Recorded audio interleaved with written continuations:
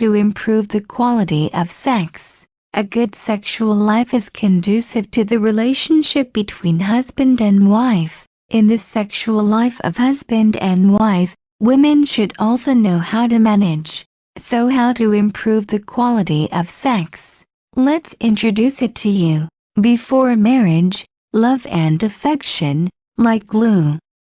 After marriage, it is tender and sweet, but after the honeymoon, due to returning to reality from the intoxicated fantasy life, there is a certain sense of psychological fatigue, loss and emptiness. The two combine to form a family, with some constraints on each other, coupled with the disillusionment of idols, confusion about the new life, differences in economic views, continuous exposure of shortcomings, disharmony in sexual life, monotonous life and the complexity of family interpersonal relations, contradictions arise spontaneously, diluting the passion in the honeymoon and causing psychological disorders after marriage.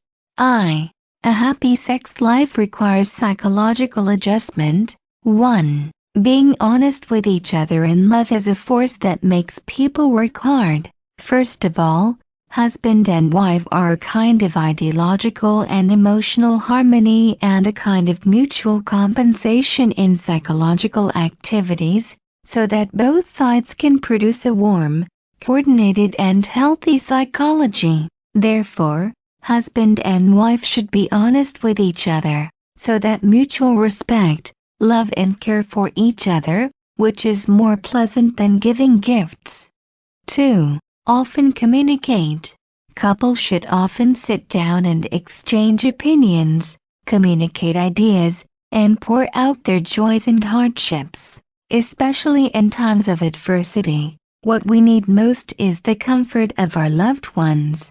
A sympathetic word and an encouraging look will reduce each other's psychological pressure, enhance the confidence and strength to overcome difficulties, and really see the truth in adversity.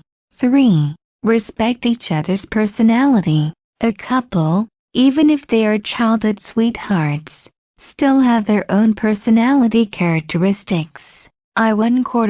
Some husbands are dynamic by nature.